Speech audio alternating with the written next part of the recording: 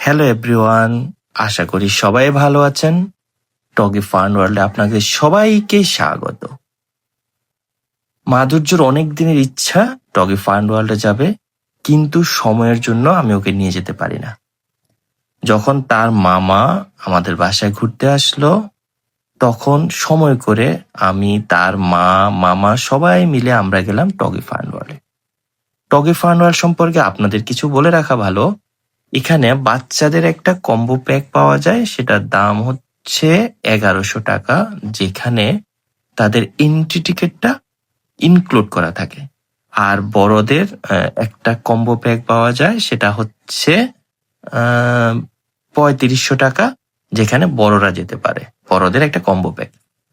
মাধুর্য সব সময় একটা খেলা খুব পছন্দ করে, সেটা হচ্ছে স্লাইডিং।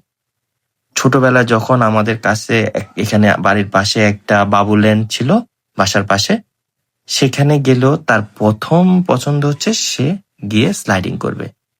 টগি ফান ওয়ার্ল্ডে গিয়ে যতই সে রাইড গুলা চড়ুক না কেন, কিন্তু তার স্লাইডিং করতেই হবে।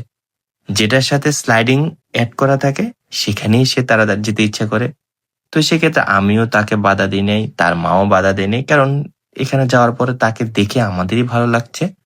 সে খুবই খুবই উৎসাহী এবং এত খুশি যে বলার অপেক্ষা রাখে না। আপনারা দেখতে পাচ্ছেন তার চোখে মুখে হাসি কি প্রাণোজ্জ্বল। তারপরে আরেকটা খেলা, যেটা হচ্ছে জাম্পিং। ছোটবেলা থেকে যখন আমাদের এখানে পাশে একটা পার্ক ছিল, সেখানে একটা জাম্পিং এর খেলনা ছিল, গেলে প্রথম সে জাম্পিং এ উঠবে। এটা কিন্তু তার একটা বিশেষ আকর্ষণ এই জাম্পিং এর প্রতি। তো দেখা যাচ্ছে বাচ্চাদের অবশ্য জাম্পিং করলে ভালোই থাকে, এটা একটা তার ফিজিক্যাল এক্সারসাইজ হয়ে যায়। আমরা সেজন্য তাকে আর নিষেধ করতাম না, ঠিক আছে তুমি জাম্পিং করো। যখন স্লাইডিং জাম্পিং গুলা শেষ হলো, এবার আমরা চলে গেলাম অন্য কর্নারে, অন্য তলায়।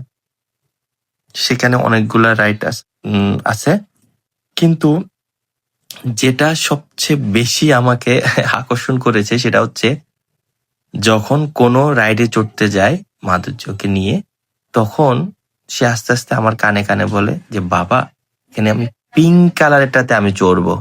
তার মাকে বলে যে আমি পিঙ্ক কালারটাতে চড়বো। তো দেখা যায় যে পিঙ্ক কালারে একজন বা দুজন বসা থাকে বাচ্চারা, তো সেজন্য আমাদের কিছুটা সময় ওয়েট করতে হয়েছে অনেক জায়গায়। পিঙ্ক কালার গুলা রাইড শেষ হওয়ার পরে দেন হচ্ছে আমরা মাধুর্যকে তুলে দিতে পেরেছি। কিন্তু একটা জিনিস আমার কাছে ভালো লেগেছে, এখানে কয়েকটা রাইড আছে যেখানে বাচ্চাদের বয়স মিনিমাম 6+ হতে হয়, আবার কতগুলা রাইড আছে 6+ এর নিচে। তো আমি এর কারণ জানতে চাইলে তখন বললো যে এখানে একটু ওয়েটের ব্যাপার আছে এবং সেফটির ব্যাপার আছে।